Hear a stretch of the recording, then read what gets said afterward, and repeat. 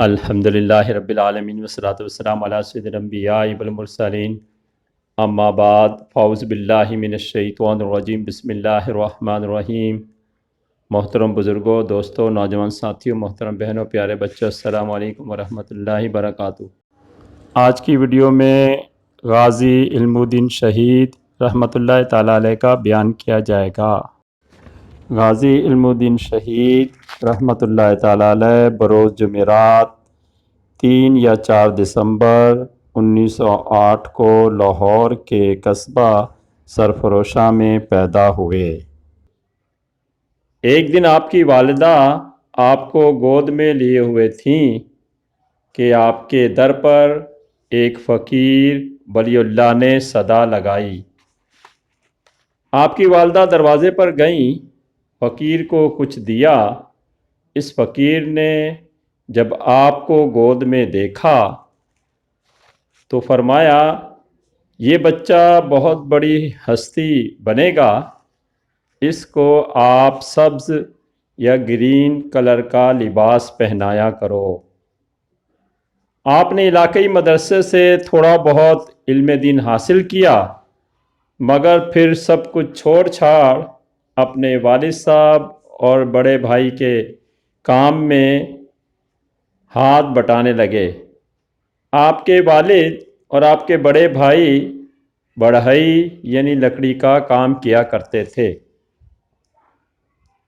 یہی کام کرتے ہوئے آپ جوان ہو گئے۔ پھر آپ کی منگنی آپ کے ماموں کی لڑکی سے کر دی گئی۔ انہی دنوں شہر لاہور کے ایک ہندو کتابوں کے پبلشر راج پال نے اللہ کے نبی صلی اللہ تعالیٰ علیہ وسلم پر ایک گستاخانہ کتاب رنگیلا رسول نام سے شائع کی، جس سے مسلمان آگ بگولا ہو گئے اور احتجاج ہونے لگا۔ مولانا نور الحق نے اپنے اخبار مسلم آؤٹ لیک میں جب راجپال کے خلاف لکھا تو عدالت نے نہ انہیں صرف 2 ماہ قید میں رکھا بلکہ 1000 روپے کا ان پر جرمانہ بھی عائد کیا۔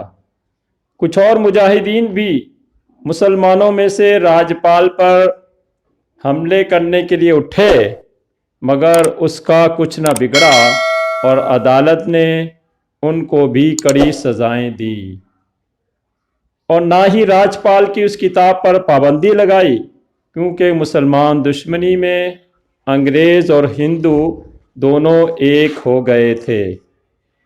انہی دنوں جگہ جگہ مسلمانوں کے احتجاجی جلسے جلوس بھی ہو رہے تھے۔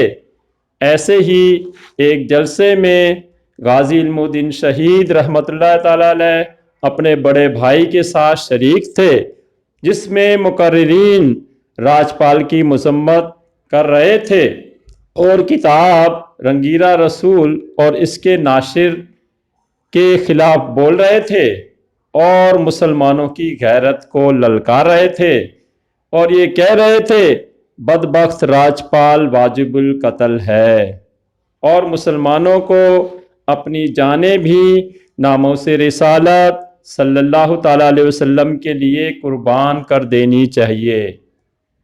غازی علم الدین شہید نے جب یہ سب سنا تو وہ تو پہلے ہی بچپن ہی سے بڑا عاشق رسول بھی تھا، چنانچہ اس کا خون جوش مارنے لگا۔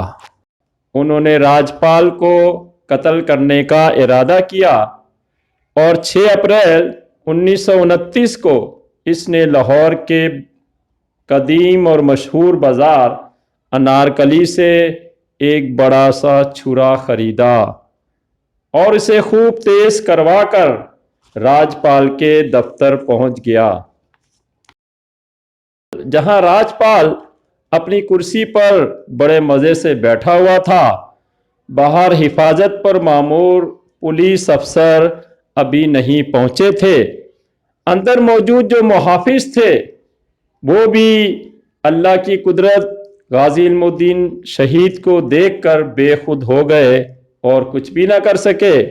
غازی علم الدین شہید اندر داخل ہوئے اور کہا، مجھے راجپال سے ملنا ہے۔ راجپال بولا، میں ہی راجپال ہوں، بتاؤ مجھ سے کیا کام ہے۔ غازی علم الدین شہید رحمۃ اللہ تعالیٰ نے خنجر کے بے طرفے اس پر وار شروع کر دیے اور کہا مجھے تجھ سے یہ کام ہے۔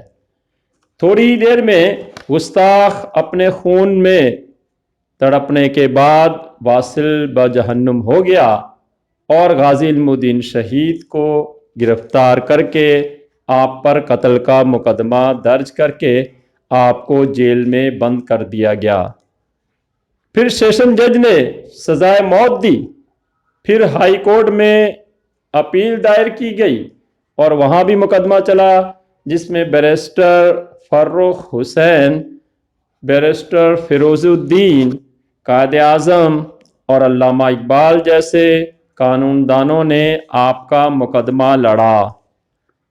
بعض نے علم الدین کو اپنے اقدام سے انحراف کی ترغیب دی تاکہ مقدمہ کمزور ہو جائے، مگر علامہ اقبال جو کہ بہت بڑے عاشق رسول بھی تھے، انہوں نے روتے ہوئے یہ تاریخی جملے کہے تھے کہ اگر کوئی شخص یہ کہے کہ میں نے رسول اللہ صلی اللہ تعالیٰ علیہ وسلم کو کبھی میلے کپڑے پہنے ہوئے دیکھا ہے تو وہ میرے نزدیک قابل گردن زنی ہے۔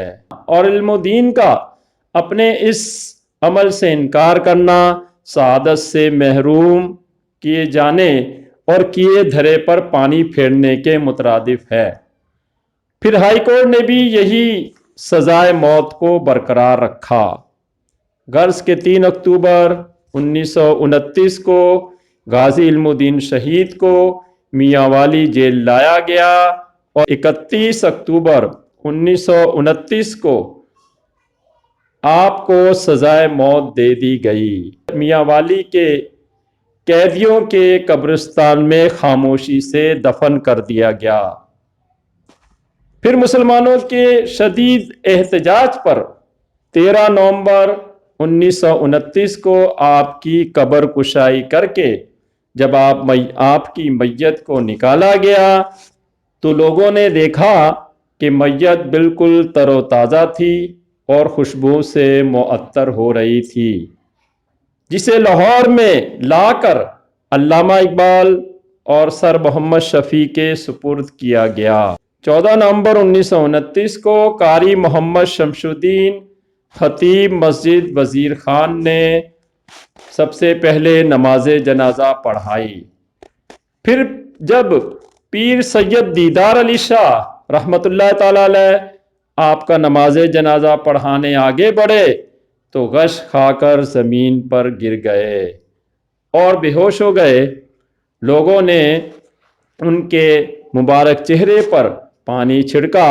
جب وہ ہوش میں آئے تو فرمانے لگے، یا رسول اللہ صلی اللہ تعالیٰ علیہ وسلم، ساری زندگی میں نے حدیث شریف پڑھائی، حج و عمرے کیے، آپ کے در پر حاضری دی، نماز پنجگانہ کی امامت کی، نماز جمعہ اور عیدین اور دیگر نمازیں پڑھائیں، مگر آپ نے ہمیں اپنی زیارت نہ کروائی۔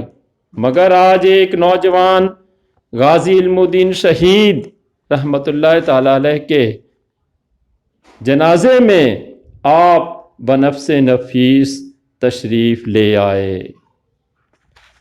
سرے بالی کھڑے ہو کر شاہ رخصت مجھے دینا، سرے بالی کھڑے ہو کر شاہ رخصت مجھے دینا، شاہ دنیا سے جب کہ میں چلوں گا یا رسول اللہ۔ غرض کے غازی علم الدین شہید رحمۃ اللہ تعالی علیہ کا نماز جنازہ تاریخی جنازہ تھا، جس میں اس دور میں بھی 6 لاکھ افراد نے شرکت کی۔ آپ کو لاہور کے میانی قبرستان میں سپرد خاک کیا گیا، جہاں آپ کا مزار آج بھی زیارت گاہ خاص و عام ہے۔ بوقت وصال آپ کی عمر صرف 21 برس تھی۔